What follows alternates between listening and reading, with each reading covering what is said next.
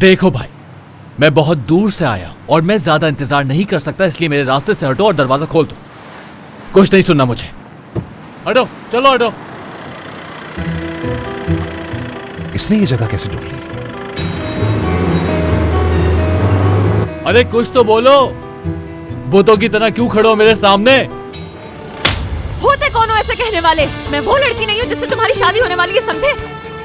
तुम अपनी जुबान को काबू में रखो, समझी? गुलजार ने मुराद भाई को थप्पड़ मारा। क्या? कैसे? ये क्या कह रही हो तुम?